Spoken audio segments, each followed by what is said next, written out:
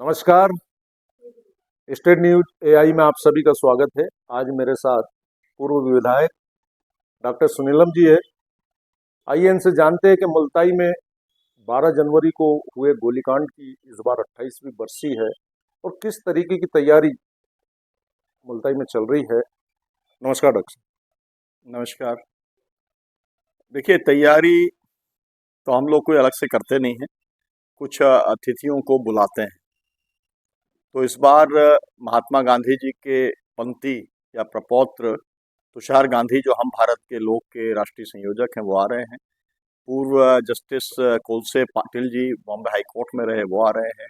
असीम रॉय जी जो है एचएमकेपी के जनरल सेक्रेटरी हैं, वो आ रहे हैं। सौम्या दत्ता देश और दुनिया के बड़े पर्यावरणविद हैं, वो यहाँ पर पहुँच रहे हैं। केपी सिंह हैं, किसानों के एक भारतीय किसान यूनियन के एक उसके अध्यक्ष हैं, वो आ रहे हैं। तमाम सारे अलग अलग जन संगठनों के, किसान संगठनों के नेता यहाँ पर श्रद्धांजलि देने के लिए आ रहे हैं। हम लोग बहुत ज़्यादा तैयारी करते नहीं।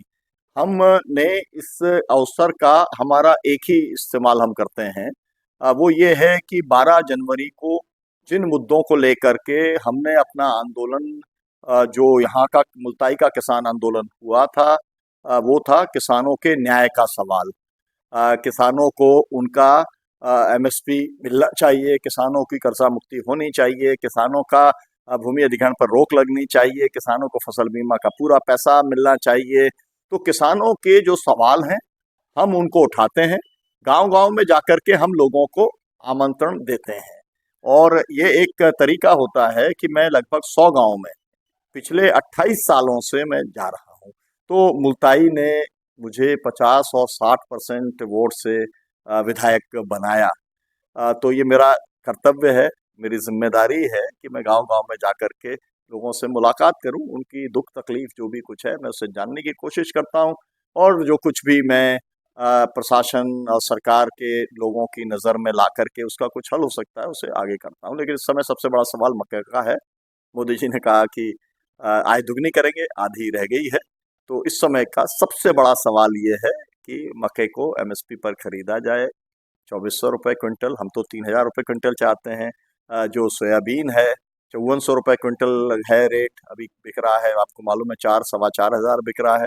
हम तो चाहते थे उसका रेट 8000 रुपये जो है, हमने टन का, हमें वो रेट की बात, हमने क्विंटल की बात हमने की थी। तो ये सब सवाल है जिसको लेकर हम कर रहे हैं।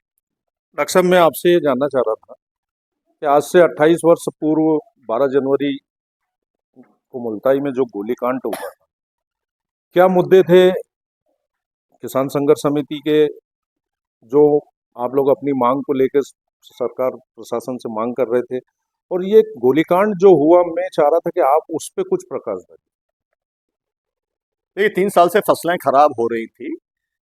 पशुओं के लिए चारा देने को नहीं था, और किसानों के पास खाने के लिए नहीं था। काला गेहूं उस समय हो रहा था, और सरकार ने मुआवजा देने का जगह पर गोली दी। उसका बैकग्राउंड केवल ये था कि ये किसान आंदोलन स्वतः स्फूर्त था, इसमें कोई पार्टी नहीं थी, इसमें कोई संगठन नहीं था। किसानों ने अपना खुद का संगठन बनाया, जो किसी पार्टी के साथ जुड़ा हुआ नहीं था। लेकिन उस संगठन का विस्तार वो 25 दिसंबर 1997 को बना, और 9 जनवरी को जब हुआ, एक रैली हुई 98 को, 75,000 किसान गए उसके अंदर। तो सरकार को लगा कि ये आंदोलन पूरे प्रदेश में फैल जाएगा, सरकार गिर जाएगी, और उस आंदोलन को कुचलने के लिए साजिश की गई, गोली चालन की गई, जिसमें 24 किसान शहीद हुए, 150 को गोली लगी। 250 किसानों के ऊपर 67 फर्जी मुकदमे दर्ज किए गए। लेकिन वो सब मुकदमे टिके नहीं। आपको मालूम है कि वो सब मुकदमे जो है, 64 मुकदमे तो उसके अंदर खात्मा दर्ज हुआ, और पूरे तरीके से कोर्ट के माध्यम से भी वो समाप्त हो गए। 3 केसों के अंदर मुझे सजा हुई, और वो भी सजा दिलाई गई। वो एक कॉन्स्पिरेसी थी, ताकि मुझे चुनाव के रास्ते से हटाया जा सके, क्योंकि मुल्ताई का किसान, मजदूर, आम मतदाता मुझे 50 और 60% वोट दे रहा था, जो प्रधानमंत्री और मुख्यमंत्री को भी नहीं देता। डॉक्टर साहब, मैं ये आपसे जानना चाह रहा था कि मुल्ताई में जिस दिन गोलीकांड हुआ, कितने किसान शहीद हुए, उसके बाद में मुल्ताई की क्या स्थिति बनी थी, आप इसके बारे में कुछ बताएं।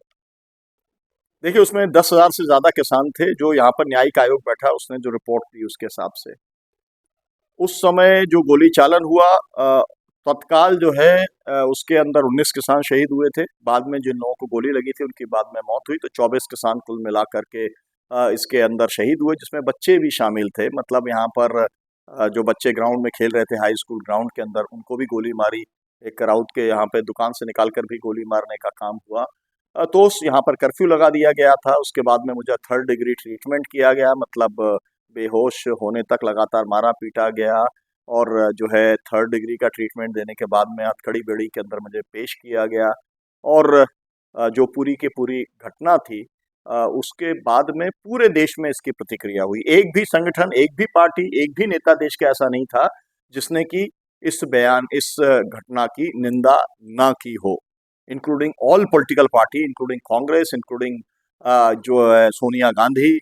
कांग्रेस को भी उसकी भर्त्सना करना पड़ी थी। और आपको मालूम है, यहाँ पर सुभाष यादव यहाँ पर आए थे, और सुभाष यादव ने तो कहा था कि यहाँ पर हत्या का मुकदमा चलना चाहिए एसपी और कलेक्टर के ऊपर। बाद में कुछ नहीं हुआ, वो सब पदोन्नति पाते रहे, सरकार ने उनको बचा लिया। यही सबसे ज़्यादा दुखद है, जो लोग गोली चालन करते हैं उनको सरकारें बचा लेती हैं, और जो किसान लड़ते हैं उनको सजा देने का काम करते हैं। दर्शकों, जैसा कि अभी आपने देखा, हमारे साथ पूर्व विधायक डॉक्टर सुनीलम थे, जिन्होंने मुल्ताई में आज से 28 वर्ष पूर्व हुए गोलीकांड के बारे में हमें जानकारी दी। और इस बार जो 12 जनवरी को आयोजन किया जा रहा है, उसमें राष्ट्रपिता महात्मा गांधी के प्रपौत्र तुषार गांधी जी मुल्ताई में आकर शहीद किसानों को श्रद्धांजलि देंगे। डॉक्टर साहब, हमसे जुड़ने के लिए बहुत बहुत धन्यवाद। बहुत बहुत शुक्रिया आपका समय।